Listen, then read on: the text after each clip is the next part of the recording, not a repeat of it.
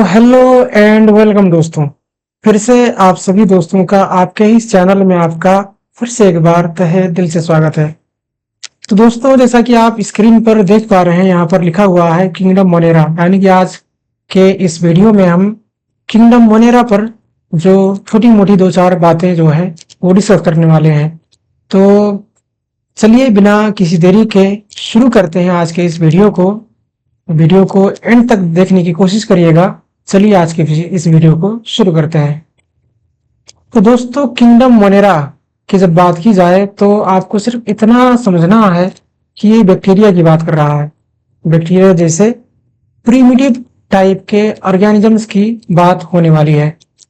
तो यहाँ पर लिखा हुआ भी है, देखिए आप देख सकते हैं कि bacteria are the sole members of the kingdom Monera.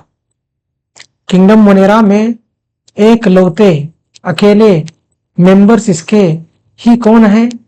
Bacteria है। यानी किंगडम मोनेरा में सिर्फ बैक्टीरिया को रखा गया है। They are the most abundant micro organisms. Micro organisms क्या होते हैं दोस्तों? माइक्रो ऑर्गेनिजम्स यानी कि साइज में छोटे होने वाले जो ऑर्गेनिजम्स होते हैं उन्हें माइक्रो ऑर्गेनिजम्स कहा जाता है। तो मोस्ट एबंडेंट माइक्रो ऑर्गेनिजम्स होते हैं बैक्टीरिया। यानी कि दुनिया में जितने भी ऑर्गेनिजम्स हैं उनमें से सबसे ज्यादा जो ऑल टुगेदर जितने भी ऑर्गेनिजम्स हैं उनमें एक बहुत बड़ी संख्या जो है वो सिर्फ तो बैक्टीरिया फिर मोनेरा की ही है। इस तरीके से आप इस चीज को समझिए। बैक्टीरिया अकर ऑलमोस्ट एवरीवेयर। बैक्टीरिया जो है लगभग किसी भी किस्म के हैबिटेट में पाए जा सकते हैं। जैसे मिसाल के तौर पे यहाँ पर कुछ एग्जांपल्स दिया गया है। Hundreds of bacteria are present in a handful of soil. आप सॉइल मिट्टी को अपने एक मुट्ठी में भरिए, उस एक मुट्ठी में ही 100 से ज्यादा बैक्टीरिया हो सकते हैं, और 100 क्या 1000 भी हो सकते हैं, कोई गिनने तो नहीं गया है। यानी कि इतना ज्यादा मात्रा में इतने छोटे से स्पेस में भी मौजूद होते हैं, कहने का ये मतलब है। तभी तो वो मोस्ट एबंडेंट बने ना। they also live in extreme habitats such as hot springs, deserts, snow and deep oceans where very few other life forms can survive। अच्छा, ये जो होते हैं दोस्तों बैक्टीरिया जो होते हैं ये एक्सट्रीम हैबिटेट्स में भी सरवाइव कर सकते हैं। अब एक्सट्रीम हैबिटेट्स से क्या मुराद है? एक्सट्रीम हैबिटेट्स जहां पर टेम्परेचर नॉर्मल ना हो, जहां पर एयर कंडीशन नॉर्मल ना हो, जहां पर ऑक्सीजन लेवल नॉर्मल ना हो, या फिर जो जितनी भी चीजें ऑर्गेनिजम्स के सर्वाइवल के लिए नॉर्मली रिक्वायरमेंट होती है वो चीजें अब नॉर्मल अमाउंट में या फिर एब्नॉर्मल कंडीशन में मौजूद हो, उनका जो लेवल है नीचे ऊपर हो, तो ऐसे हैबिटेट्स को ही एक्सट्रीम हैबिटेट्स कहा जाता है। जैसे मिसाल के तौर पे जो हॉट स्प्रिंग्स होते हैं, जाहिर सी बात है वहां टेम्परेचर 100 डिग्री सेल्सियस से भी ज्यादा होता है। क्या आप और हम 100 डिग्री सेल्सियस टेम्परेचर में रह पाएंगे? क्या कोई मछली रह पाएगी? नहीं रह पाएगी। जाहिर सी बात है, तो वो क्या हुआ? क्या अन्य कोई ऑर्गेनिज्म रह पाएगा? नहीं रह पाएगा। जाहिर सी बात है, वो एक्सट्रीम हैबिटेट हो गया। ऐसे ही बात की जाए डेजर्ट्स की।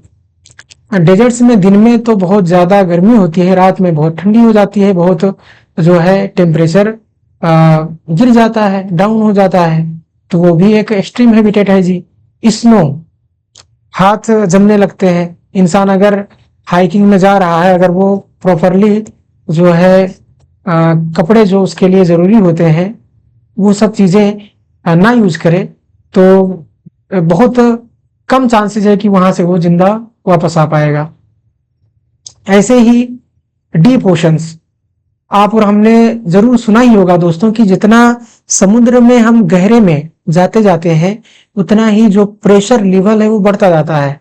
हमारी जो शरीर है एक स्पेसिफिक लेवल तक ही प्रेशर को झेल सकती है, उससे ज्यादा अगर प्रेशर होता है तो बहुत ज्यादा नुकसान हो सकता है, हड्डियां तक चकनाचूर हो सकती हैं। आपने हाल में ही एक जो केस था टाइटन का ब्लास्ट होने वाला, टाइटन सबमरीन का ब्लास्ट होने वाला केस आपने सुना ही होगा। तो बहरहाल वो भी समुद्र की गहराइयां भी क्या होती हैं, एक एक्सट्रीम हैबिटेट्स होते हैं। लेकिन अजीब चीज ये है, कुदरत की ये अनोखी चीज ये है कि आप देखिए कि मोनेरा जो है, बैक्टीरिया जो है, वो इस तरीके के एक्सट्रीम हैबिटेट्स में भी सरवाइव कर जाता है। Many of them live in or on other organisms as parasites. अक्सरियत जो इनमें इन बैक्टीरिया की होती है वो पैरासाइट्स के तौर पे मौजूद होते हैं।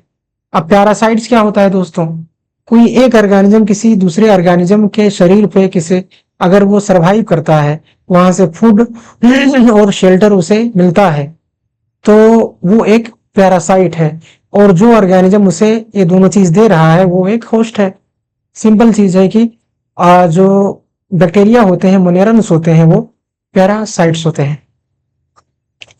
Bacteria are grouped under 4 categories based on their shape. The spherical coccus, plural में जिसे कोकाई भी कहते हैं। द रॉड शेप्ड बेसिलस, जिसे प्लूरल फॉर्म में अगर कहा जाए तो बेसिली भी कह सकते हैं। द कमा शेप्ड विब्रियम, जिसे प्लूरल फॉर्म में विब्रियो भी कहा जा सकता है। द स्पाइरल स्पाइरिलम, जिसे प्लूरल फॉर्म में स्पाइरिला भी कहा जा सकता है। तो बैक्टीरिया को दोस्तों शेप के आधार पे, उनके शेप के आधार पे, उनके बनावट के आधार पे, उन्हें उनके रूपरेखा के आधार पे, रेखा के आधार पे जो है 4 कैटेगरी में बांटा गया है।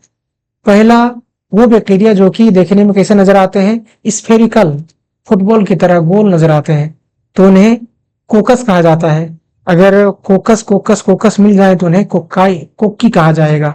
कोक्की कह लीजिए, कोक्काई कह लीजिए, प्लूरल फॉर्म में कोक्की कहा जाएगा। ऐसे ही रॉड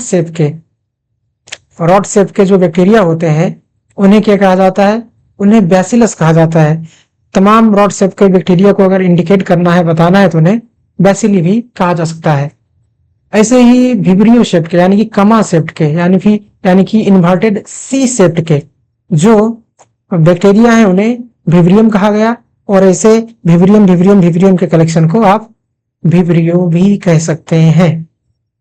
ऐसे अगर बात की जाए तो स्पाइरल फॉर्म के जो बैक्टीरिया होते हैं इन्हें स्पाइरिलम कहा जाता है। प्लूरल फॉर्म में ऐसे स्पाइरिलम बैक्टीरियाज को आप स्पाइरिला भी कह सकते हैं। फिगर में जो कि सबसे इंटरेस्टिंग पार्ट होता है किसी भी एक टेक्स्ट बुक का और पढ़ाई के दौरान, जो कि बहुत सारी चीजें बताता भी है और काफी इंटरेस्टिंग तरीके से बताता है, वो भी दिया गया है। तो आप यहाँ पर देख सकते हैं दोस्तों, फिगर 2.1 में बैक्टीरिया ऑफ डिफरेंट शेप्स लिखा गया है और कोकी को यहाँ पर रिप्रेजेंट किया गया है। बेसिली आप देख सकते हैं रॉड शेप की तरह नजर आ रहा है। स्पाइरिला को आप देख पा रहे हैं कि जो स्पाइरल नजर आ रहा है। ऐसे ही आप विब्रियो को देख पा रहे हैं जो कि इन्वर्टेड सी शेप का नजर आ रहा है। तो उम्मीद करता हूं आज की इस वीडियो में आपको जितनी भी चीजें समझाने की कोशिश की गई है दोस्तों, आपको जरूर उसमें ज्यादा कुछ नहीं तो 80% तो जरूर समझ में ही आया होगा। अगर आया है तो आप इस वीडियो को लाइक कर सकते हैं, इस चैनल को सब्सक्राइब कर सकते हैं इसे और वीडियोस देखते रहने के लिए, और अपने फ्रेंड सर्कल में भी इसे जो है शेयर कर सकते हैं। तो आज के लिए इतना ही। Thank you.